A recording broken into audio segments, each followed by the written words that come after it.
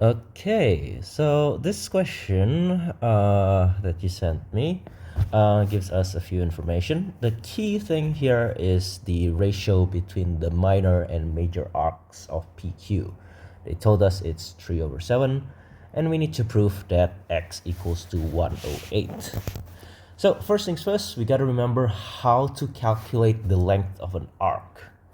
The arc is just the length of the outside line. So this one would be the minor arc because it's the smaller one. This one would be the major arc because that's the bigger one, right? The first thing we need to remember is just to remember how to calculate the outside length here. That's your circumference. So circumference is equal to 2 pi r, or just pi d, whichever one you can remember is easier. If we want to find an arc length is just theta over 360, right? Whatever part, so in this case our theta will be x times the length of the circumference, 2 pi r.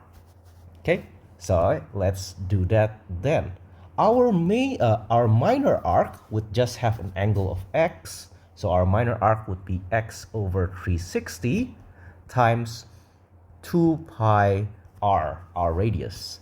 And that's divided by our major arc. Our major arc would not use the angle x, but because we're using the outside angle here, our angle would be 360 minus x.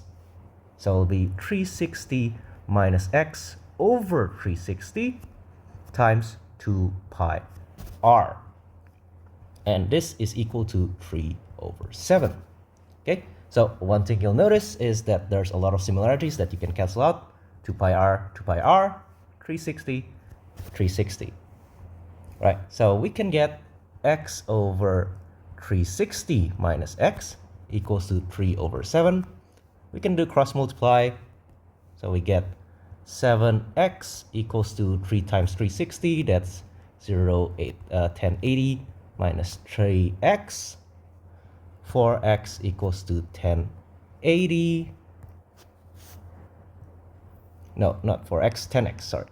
10x equals to 1080. X equals to 108 degrees. That's what we're asked to prove.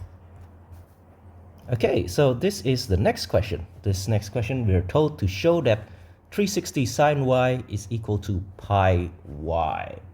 Again, this question also gives you a key bit of information. They told us that the area of OAB is half of the area of a sector. So again, similar thing, area of a sector. To get that, we need to think about area of a circle. So area of a circle, should just be pi r squared, right? And if we just want the area of this circle, sector, so sector area would just be y over 360 times pi r squared. That's the area of that's the area of a circle. Okay, area of a triangle. So area of triangle. First thing to note is because this is a sector, if that side is a radius, that side should also be a radius. We have two sides, and we know the angle between those two sides. There is a special formula to get the area of a triangle that way. Area of triangle. It starts off the same, half, but this is where it gets a little bit different. It's half radius squared sine theta. There's a way to get this from half base times height. If you want, I can tell you that later. But for now, you just need to know this formula. If you have two sides and the angle in the middle, you can get the area as half radius squared sine theta. Now, they told us the area of triangle OAB is half of the angle of the sector. So if we want to get the area of the sector, that would be 2 times of this. So that's just half and 2 cancel each other out. That gives you r squared sine theta.